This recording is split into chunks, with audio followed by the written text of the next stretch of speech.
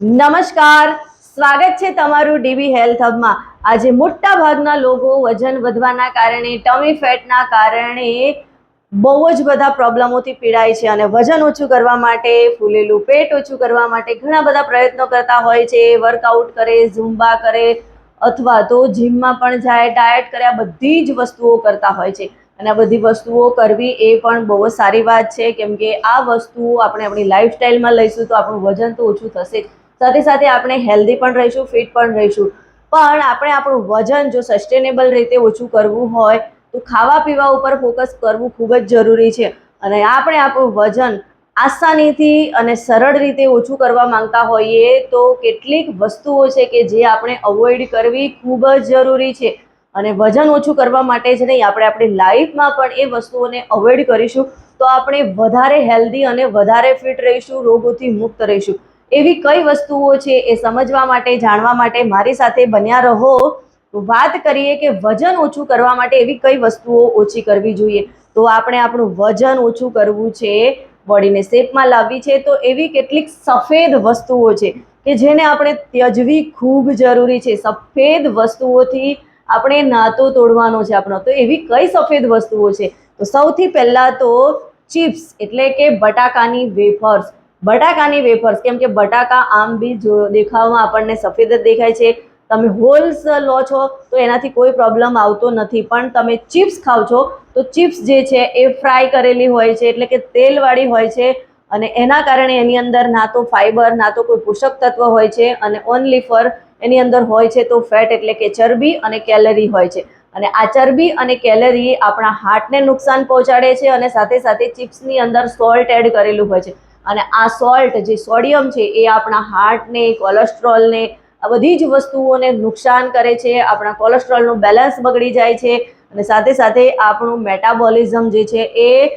બહુ જ અનબેલેન્સ થઈ જાય છે અને એના કારણે આપણું વજન જે છે એ વધવા લાગે છે અને આપણે વજન ઓછું નથી કરી શકતા।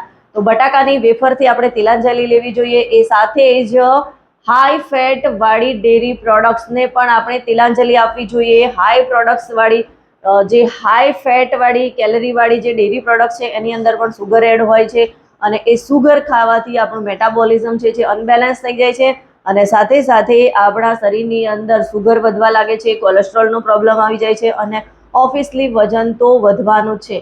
જો તમે ઓછા ફેટવાળી ડેરી પ્રોડક્ટ્સ અને એ પણ પ્રોપર માત્રામાં લો તો એનાથી તમને વધારે પ્રશ્ન રહેતો નથી, પણ હાઈ ફેટ વાળી ડેરી પ્રોડક્ટ્સને આપણે અવોઇડ કરવી જોઈએ અને એ સાથે જ સફેદ ભાત।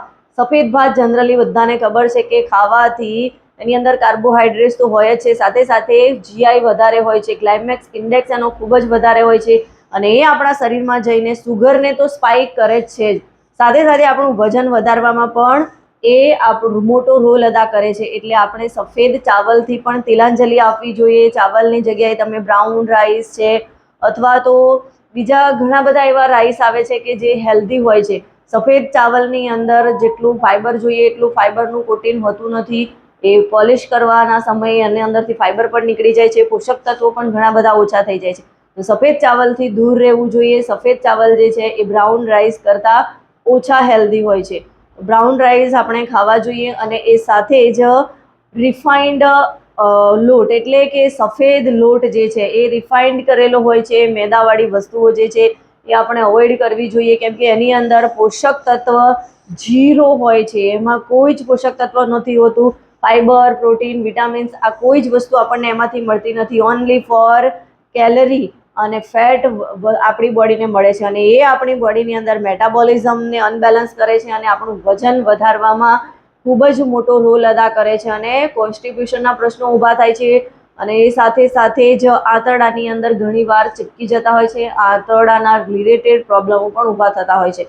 તો ખરેખર સફેદ લોટ જે છે એ પણ આપણે અવોઇડ કરવો જોઈએ કે જે રિફાઇન્ડ કરેલો છે, જે પ્રોસેસથી બનાવેલો છે, તો એ વસ્તુ પણ આપણે એનાથી દૂર રહેવું જોઈએ અને સાથે જ સફેદ ચીની એટલે કે ખાંડ, સુગર આ વસ્તુથી પણ આપણે દૂર રહેવું જોઈએ। ખાંડ તમને બધાને ખબર જ છે કે કઈ રીતે બનાવવામાં આવે છે અને જો એની પ્રોસેસ તમે એકવાર સમજી લો અને નજરે નિહાળી લો તો તમે ક્યારેય સુગર ખાવાનું પસંદ નહીં કરો।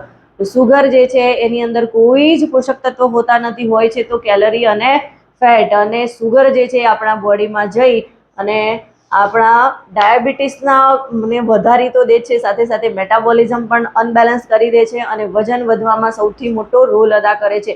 જે પણ વસ્તુ આપણે ખાઈએ છીએ, મીઠાઈ, સ્વીટ, જેમાં પણ તમે સુગરનો યુઝ કરેલો જાણો છો, જોવો છો, તો એ વસ્તુને આપણે અવોઇડ કરવી જોઈએ. અને એ સાથે સફેદ પાસ્તા મોટાભાગના લોકોને એવું લાગે કે હેલ્ધી છે, પણ સફેદ પાસ્તા પણ જે છે એ રિફાઇન્ડ લોટમાંથી બનાવેલા હોય છે અને રિફાઇન્ડ લોટની અંદર તમને બધાને ખબર જ છે ન્યુટ્રિશન વેલ્યુ 0 હોય છે, ના તો એમાં ફાઇબર, પ્રોટીન, વિટામિન્સ હોતા નથી, તો એ આપણા શરીર માટે ખૂબ જ નુકસાનદાયક હોય છે. તો સફેદ જે પાસ્તા છે એનાથી પણ આપણે દૂર રહેવું જોઈએ, એનાથી પણ આપણે એને તિલાંજલિ આપવી જોઈએ. એ સાથે જ સફેદ બ્રેડ, કેમ કે અત્યારે મોટા ભાગના લોકોને ચા સાથે બ્રેડ ખાવાની આદત હોય છે, તો બ્રેડને પણ તમે અવોઇડ કરવી જોઈએ, કેમ કે બ્રેડની અંદર પણ કોઈ વિટામિન્સ, મિનરલ નથી હોતા. હોય છે તો કેલરી અને ફેટ, જે આપણા શરીરની અંદર જઈને કોલેસ્ટ્રોલનું લેવલ વધારે છે, હાર્ટને નુકસાન પહોંચાડે છે, આપણા બોડીને પણ નુકસાન પહોંચે છે અને સાથે સાથે આપણું વજન ઓછું થતું નથી, ઉલટું આપણું વજન વધવા લાગે છે. તો સફેદ બ્રેડથી પણ આપણે દૂર રહેવું જોઈએ.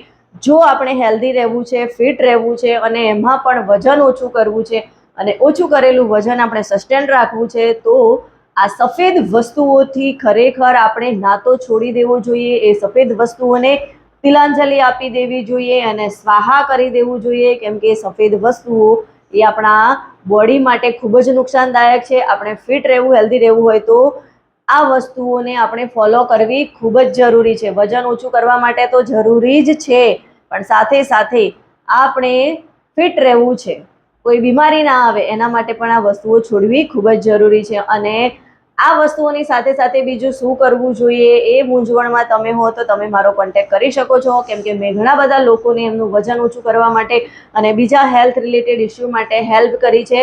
તો તમે અવશ્યથી મારો કોન્ટેક્ટ કરી શકો છો. એના માટે તમે મારી સાથે 1-to-1 કોલ પણ બુક કરી શકો છો અને ત્યાં તમને તમારા લાઈફસ્ટાઈલ પ્રમાણે તમારો બિઝી શિડ્યુલ કઈ રીતનો છે, શું ખાવું જોઈએ તમારી બોડીને વધારે પરફેક્ટ અને વધારે ફાયદાકારક છે, એ વસ્તુઓનું તમને ત્યાં પરફેક્ટલી નોલેજ મળશે. અને હા, તમે મારા ફ્રી ચેલેન્જમાં પણ પાર્ટિસિપેટ કરી શકો છો. આ બધી જ માહિતી માટે તમે મારો કોન્ટેક્ટ કરી શકો છો.